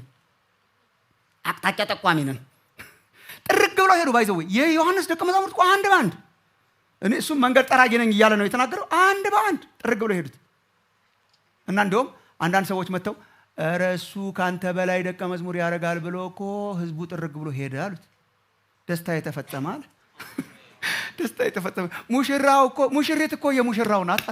ሙሽራውና ሙሽሪት ከተገናኙልኝ በቃ ደስታ የተፈጸመ። ይሄ የኢየሱስ መንፈስ ነው። ሙሽሪትን ከሙሽራው ጋር የሚያገናኘው መንፈስ የኢየሱስ መንፈስ ነው። ሙሽሪት ከሙሽራው ጋር እንዳትደርስ የሚከለክለው ስፒሪት የግብዝነት ስፒሪት ነው። እግዚአብሔር ይፈርዳል ሰዎችን የሚያስቀር የሚያሰናክል ስለሆነ ማለት ነው። ይሄ ባይ ዘ ዌይ ለእኛ በጣም አስፈላጊ ትምህርት ነው፣ ግን ሌላም ጊዜ በደንብ አስቡበት። የኢየሱስን መንፈስና ግብዝነትን የምትለዩት ግብዝነት ጨካኝ ነው። ሰው ቢድን ባይድን ቢሰናክል ባይሰናክል እንደፈለገ ነው። መንፈስ ቅዱስ ደግሞ ሲኖር በጣም በጣም ትልቁ የመንፈስ ቅዱስ ጥንቃቄ ውጭ ላሉ ሰዎች ነው። አሁን ለምሳሌ አንደኛ ቆሮንቶስ ምዕራፍ 12 እስከ ምዕራፍ 14 ስታነቡ የመንፈስ ቅዱስ ምዕራፎች ናቸው።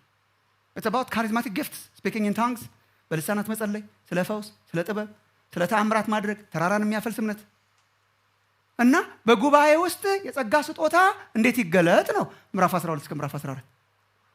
አይታችሁታል? የጳውሎስ ዋና ጭንቀት አይታችሁታል? ሁሉ ይሄ ነው ሪስፖንሲብል ሆሊ ስፒሪት ኦፐሬሽን ማለት። ሁሉ በአግባብና በስርዓት ይሁን ይላል። አሁን አግባብና ስርዓት ስትል መንፈስ ቅዱስ የለም ይላል የዘመኑ ሱፐር ካሪዝማቲክ ድራንክ whatever። ልሳን ሲጸለይ ይተርጎም፣ ካልተተረጎመ ቀስ ብለህ ለእግዚአብሔር ንገረው ስትለው መንፈስ ቅዱስ የለም ይላል።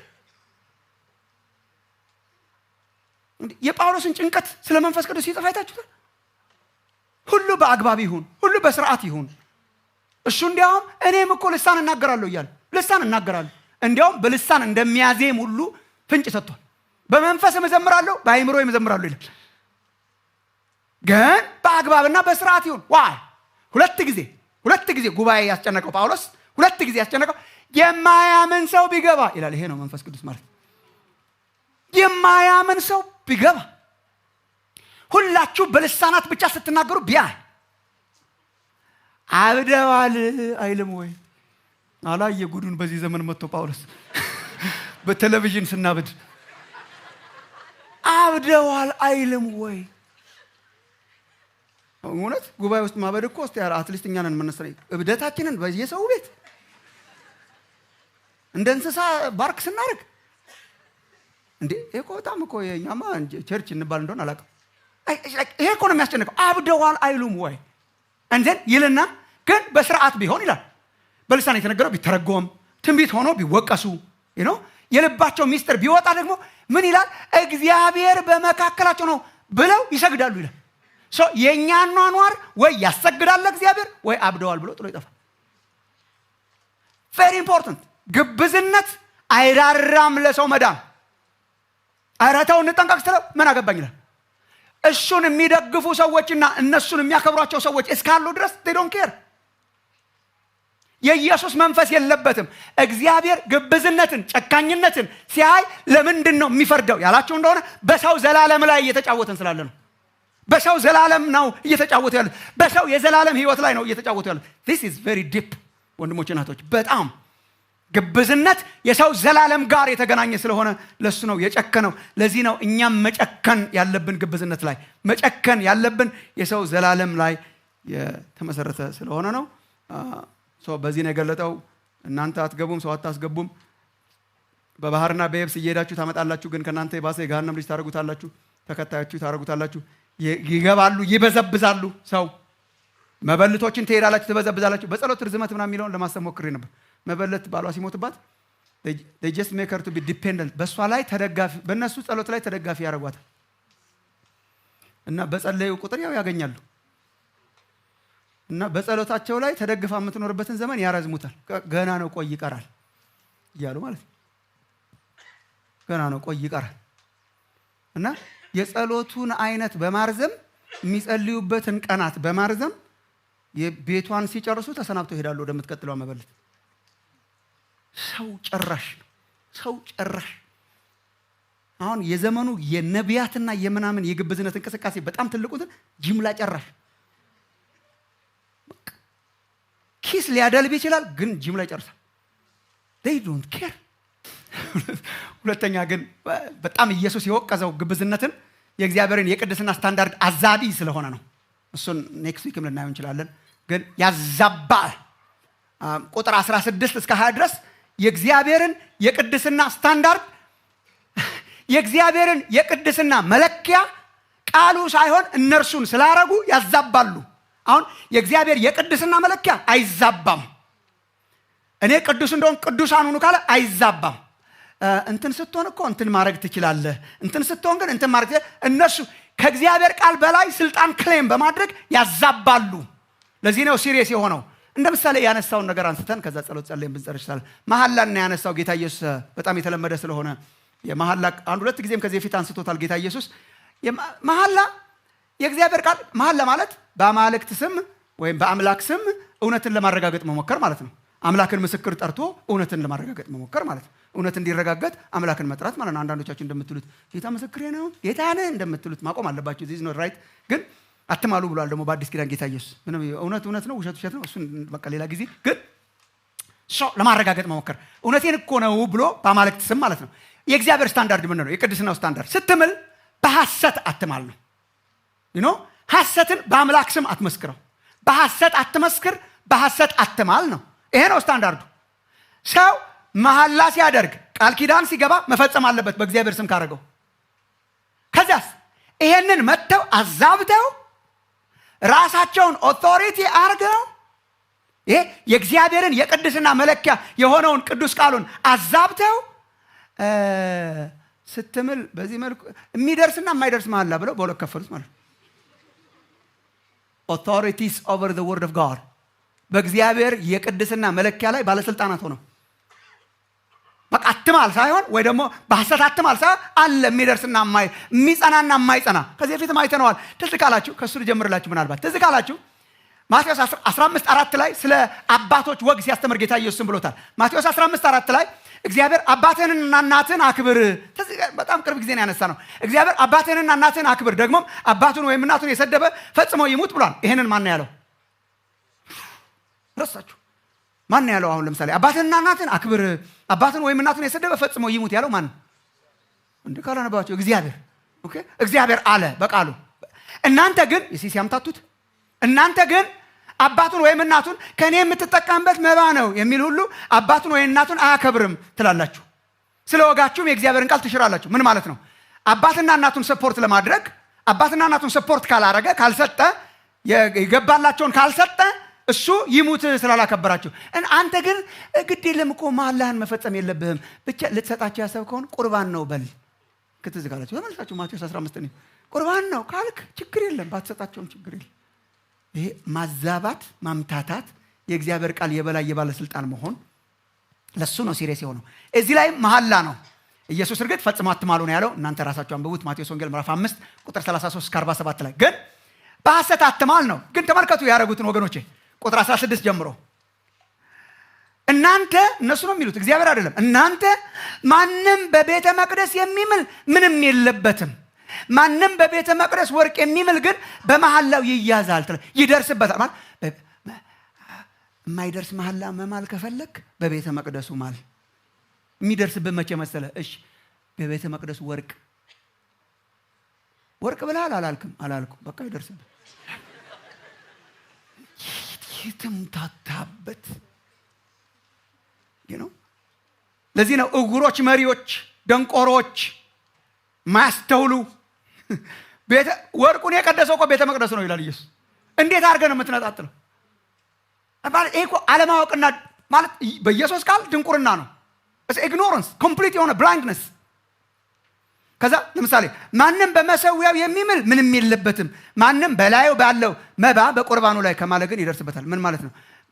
ኦፈሪንግ የሚሰጥበት ቦታ አለ፣ የሚሰዋበት እንትኑ በሱ ከማልክ ችግር የለም። ዋናው ግን በሚቀርበው ነገር በመባው የሚያምታታ የእግዚአብሔር ቃል ላይ ዋና ባለስልጣን የሆነ በዚህ ከሆነ ችግር የለበትም፣ በዚህ ከሆነ ግን አለበት። የእግዚአብሔርን ቃል እንደፈለገ የሚፈታ ስለሆነ ነው። ኔክስት ዊክም ትንሽ ላነሳው ሞክራለሁ። የቅድስና መለኪያ የእግዚአብሔር ቃል ነው። ወደ ላይ አይደረግም፣ ወደ ታች አይደረግም። ስታንዳርዱ እሱ ነው። ስታንዳርዱን ስለሚያፋልሱ ነው። ስታንዳርዱን የሚያፋልስ ስለሆነ የእግዚአብሔርን የቅድስና ስታንዳርድ የሚያፋልስ ስለሆነ ነው እግዚአብሔር የሚፈርድበት የሚል ነው። አንድ ሁለት ነገሮችን ተናግሬ ጨርሳለሁ፣ ሰዓታችንም ስለሄደ። ግብዝነትን ተጸየፉ። ይሄ ነው አንደኛው። ግብዝነትን በህይወታችሁ ተጸየፉ። አምልኳችን የእውነት ይሁን፣ መሰጠታችን የእውነት ይሁን፣ አኗኗራችን የእውነት ይሁን። በእግዚአብሔር ፊት በተራቆተ ስፒሪት እንኑር። እግዚአብሔር ውስጥን ያያል። ውጭን አሳማሪ ውስጡ የሞተ አንሆን። ውስጣችን ቆሽሾ ውጭን አሳማሪ ብቻ አንሆን። ቶለሬት አታርጉት። እግዚአብሔር ሲሪየስሊ ነው የሚያየው። የሰዎችን ህይወት ስለሚያሰናክል፣ በእግዚአብሔር ቅድስና ላይ ስለሚነሳ፣ ኮምፕሮማይዝ ስለሚያመጣ በህይወታችሁ ወገኖቼ ጌት ሲሪየስ። የእውነት የሆነን ነው እግዚአብሔር የሚባርከው። የእውነት የሆነን ይባርካል። ጉባኤያችን የእውነት ቢሆን ሰው የማይሰናከልበት፣ ሰው ኢየሱስን የሚወድበት፣ አስፈሪ ሆነን ሰው ሪጀክት አድራጊ እንዳንሆን። አሁን የፈሪሳውያን አንዱ ችግር አስፈሪ ናቸው፣ መጠጋት አትችልም። እነሱ ይሄዳሉበት። የለም እኮ ውሸት እኮ ነው፣ ግን አትጠጋ። ወይ ታድሎ እያልክ እሱ ነው የምታደንቀው። ልሞስ ይስቃሉ እንደኔ፣ ይወድቃሉ እንደኔ፣ ይነሳሉ፣ ስትራግል ያደርጋሉ ከኃጢአት ጋር እንደኔ። ይዶን ነው ፐርፌክት ነው። ልስን መቃብር ነው። አያስጠጉም። ታውቃለህ፣ መንግስተ ሰማያት ይዘጋሉ። ከከሙን አወጣ አስራት ነው። ሰው ህይወታችንን ሲያየው ኢየሱስን የሚወድበት ብንሆን፣ የኢየሱስን መርሲ የሚያደንቅበት፣ ምሕረቱን የሚያደንቅበት ግብዝነትን በህይወታችሁ ተጸየፉ። ሰው አሰናካይ ስለሆነ እግዚአብሔር ይፈርድበታል። የእግዚአብሔርን የቅድስና ስታንዳርድ አፋላሽ ስለሆነ እግዚአብሔር ይፈርድበታል የሚል። ሌሎች ግን ካላችሁ ምናልባት ኦንላይንም ከሰማችሁኝ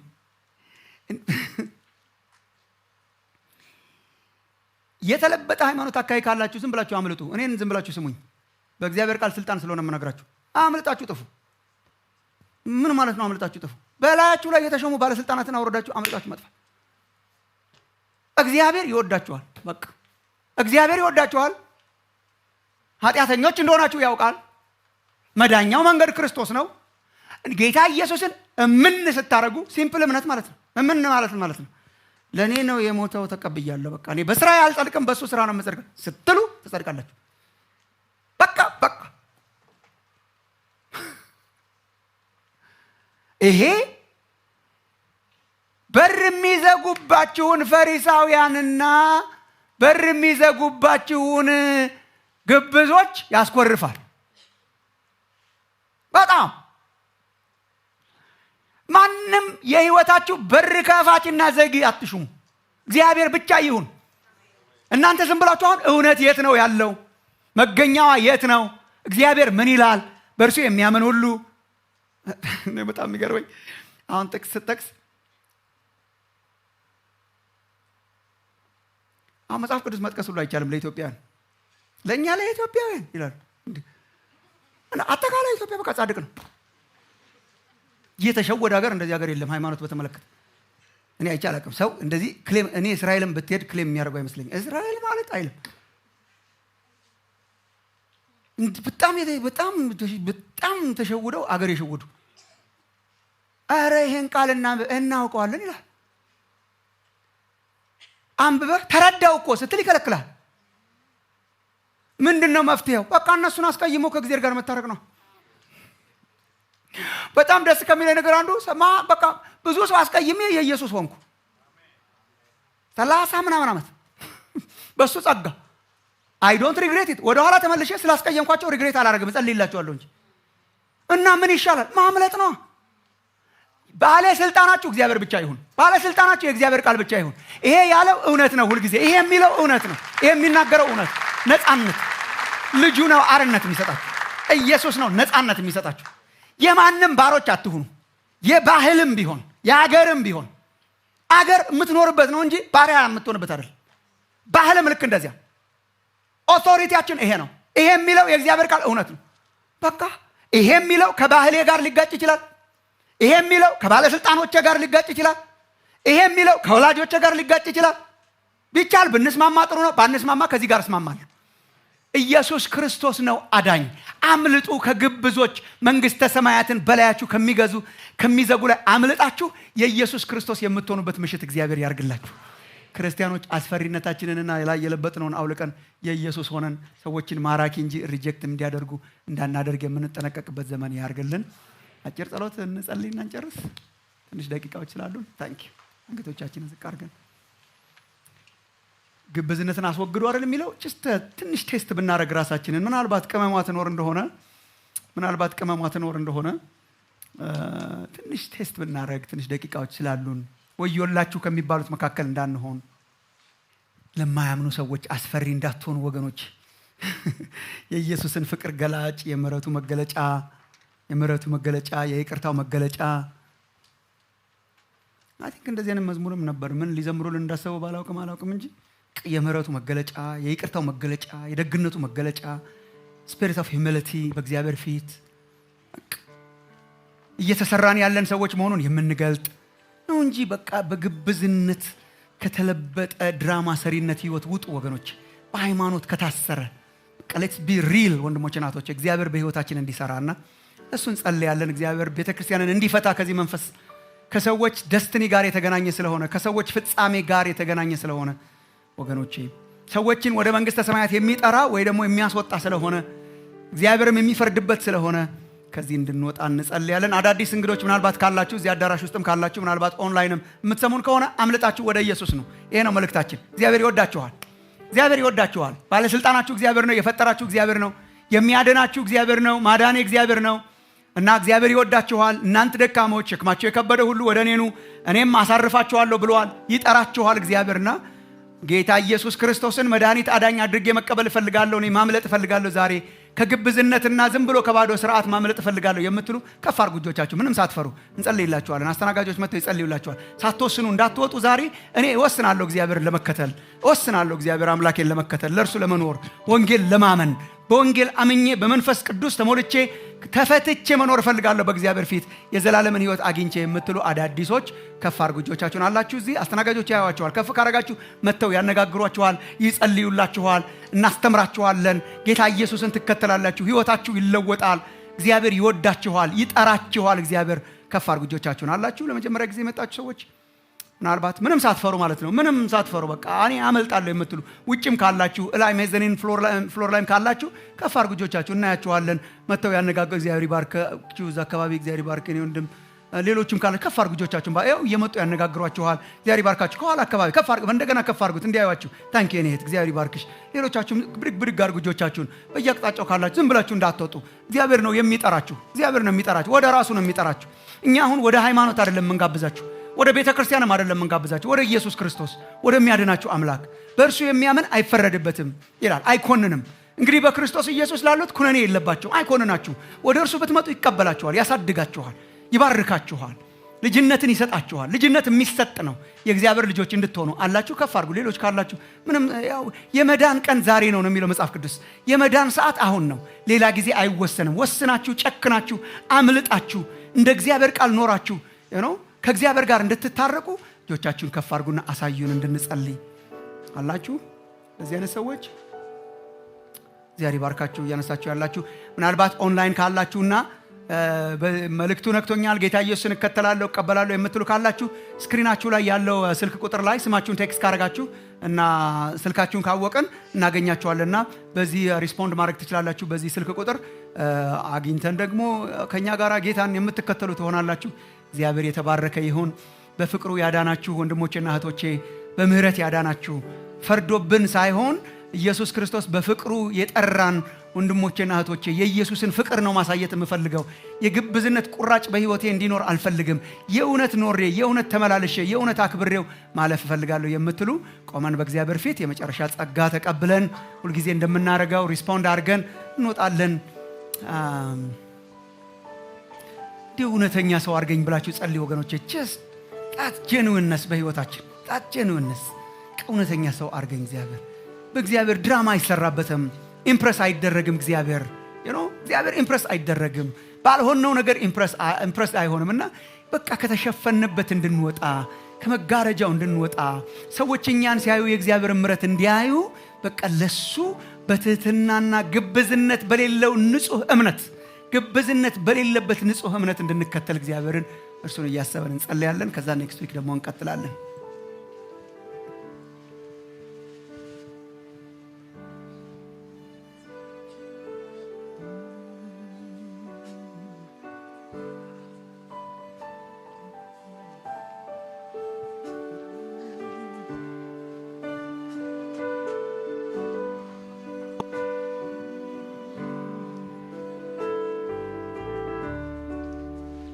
ከተከሸኑ እልፍ ቃላት ከተመረጠ የቅኔ ብዛት አገሩን ከሞላው ዜማ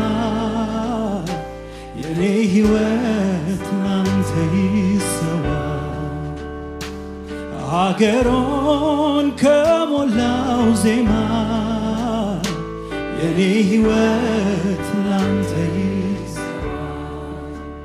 ከተከሸነው እልፍ ቃላት ከተመረጠ የቅኔ ብዛት አገሩን ከሞላው ዜማ የኔ ሕይወት ላንተ ይሰዋ። አገሩን ከሞላው ዜማ የኔ ሕይወት ላንተ ይሰዋ። ከተመረጡ እልፍ ቃላት ከተመረጠ የቅኔ ብዛት አገሩን ከሞላው ዜማ የኔ ሕይወት ላንተ ይሰዋ። አገሩን ከሞላው ዜማ የኔ ሕይወት ላንተ ይሰዋ። ቢዘምርልህ ይህ አንደበቴ መልክ በራቀው የዕለት ተዕለት ሕይወቴ መስዋዕቴ ላንተ እኮ ነው የሌለህበት ላንተ ምን ነው? መስዋዕቴ ላንተ እኮ ነው ያልከበርክበት ይሄ ሁሉ ድካም ነው። ቢዘምርልህ ይህ አንደበቴ መልክ በራቀው የዕለት ተዕለት ሕይወቴ መስዋዕቴ ላንተ እኮ ነው የሌለህበት ላንተ ምን ነው? መስዋዕቴ ላንተ እኮ ነው ያልከበርክበት ይሄ ሁሉ ድካም ነው። ይዘምር የልፍኝ ሕይወቴ አምልኮዬ ይቅደም በቤቴ ልኑረው የዘመርኩት በቃላት ያሰፈርኩት ያምልክ የጓዳ ሕይወቴ ይዘምር ይቅደም በቤቴ ለሆነው የዘመርኩት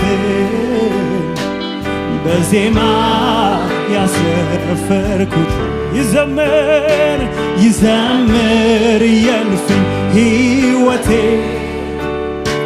አምልኮዬ ይቅደም በቤቴ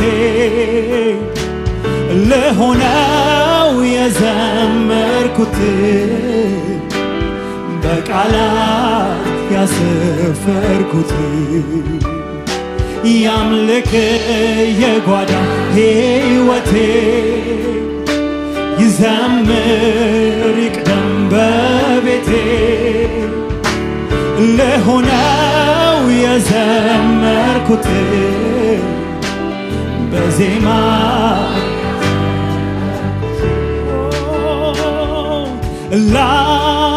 ላምልክ በሕይወቴ ይገዛ መላውንነቴ ላምልክ በሕይወቴ ላምልክ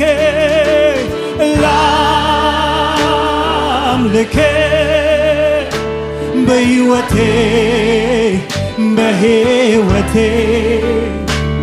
ይገዛ መላውንነቴ ላምልክ በሕይወቴ ላምልክ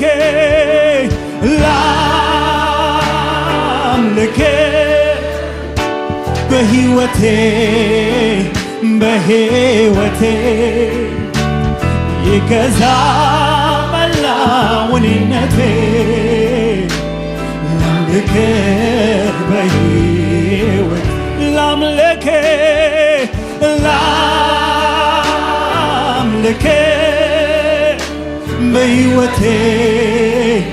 በሕይወቴ ይገዛ መላውንነቴ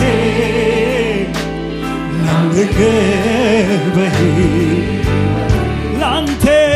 ላንተ መስዋዕት ይሄ አይደል ወይ ያንተ ምስጋና ሕይወት አይደል ወይ ያምልክ መላውንነቴ ላምልክ በሕይወቴ ላንተ መስዋዕት ይሄ አይደል ወይ ያንተ ምስጋና ሕይወት አይደል ወይ ያምልክ መላውንነቴ ላምልክ በሕይወቴ ያምልክ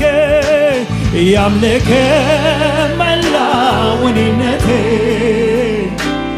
ላምልክ በሕይወቴ ላንተ መስዋዕት ይሄ አይደል ወይ ያንተ ምስጋና ሕይወት አይደል ወይ ያምልክ መላውንነቴ ያምልክ በሕይወቴ ያምልክ መላውንነቴ ላምልክ በሕይወቴ ላምልክ በሕይወቴ ይገዛ መላውንነቴ ላምልክ በሕይወቴ ላምልክ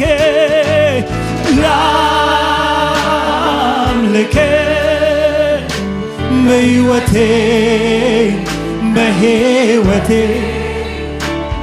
ይገዛ መላውንነቴ ላምልክ በሕይወቴ ላንተ መስዋዕት ይሄ አይደል ወይ ያንተ ምስጋና ሕይወት አይደል ወይ ያምልክ መላውንነቴ ላምልክ በሕይወቴ ያምልክ መላውንነቴ ላምልክ በሕይወቴ ይዘምር የልፍ ሕይወቴ አምልኮዬ ይቅደም በቤቴ ለኖረው የዘመርኩት በቃላት ያስፈርኩት ያምልክ የጓዳ ሕይወቴ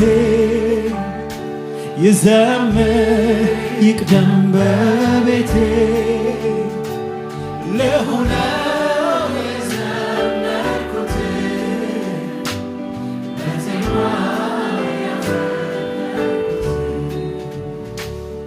ሃሌሉያ ሃሌሉያ ሃሌሉያ። እግዚአብሔር አባት ሁልጊዜ ራሱን የሚመረምር ሕዝብ አድርገን ጌታ ሆይ በግብዝነት ልብስ ተደርተን ሳንነካ ጌታ እግዚአብሔር ሆይ በወጥመዱ ውስጥ ገብተን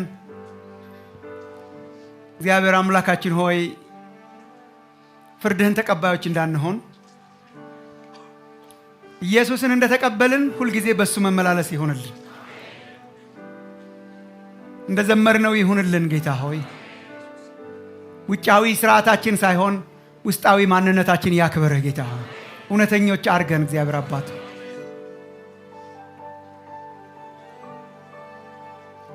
ግብዝነት እንዴት የምትጸየፈው ነገር ነው እግዚአብሔር ሆይ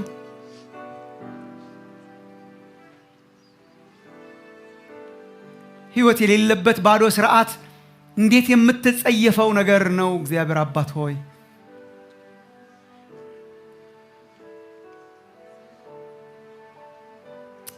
የዚህ ጨለማ ቁራጭ እንዳይኖር በሕይወታችን የእርሾ እንዳይሰራ በሕይወታችን እርዳን እግዚአብሔር ሆይ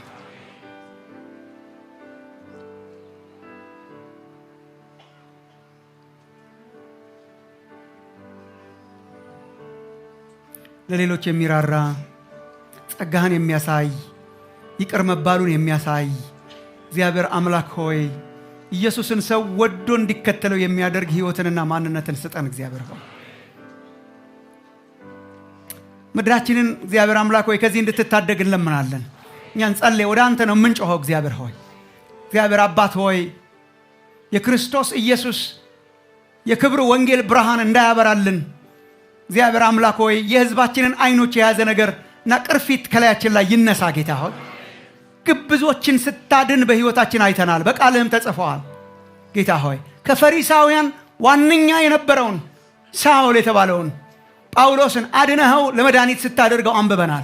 አይኖቹ ሲከፈቱ ጌታ እግዚአብሔር ሆይ አውጥተኸዋል። ከዚያ ጭካኔ ከተሞላበት መርደረስ ከሆነ ሕይወት አውጥተኸዋል እግዚአብሔር ሆይ ይሄ እንዲሆን በምድራችን እንጸልያለን። እግዚአብሔር አምላክ ሆይ አመሰግንሃለሁ ስለ ሕዝብህ ጌታ ሆይ እንደዚህ የመሰሉ ጠንካራ ነገሮችን ለመማር ለማወቅ ለማሰላሰል ለመጸለይ እግዚአብሔር አባት ሆይ እንደዚህ የመሰለ መንፈስን ስለሰጠህን እናመሰግንሃለን። ስንሄድ ከኛ ጋር እንድትሆን በቃልህ እንደሰማነው የክርስቶስ የእውቀቱ ሽታና መዓዛ ከኛ እንዲፈልቅ ግብዝነት የሌለበት ጌታ ሆይ የማይሸፈን በሃይማኖት ያልተሸፈነ በስርዓት ያልተሸፈነ እውነተኛ የሆነ የክርስቶስ የፍቅሩ የማንነቱ የእውቀቱ ሽታ ከኛ አልፎ ሌሎችን እንዲነካ እንጸልያለን።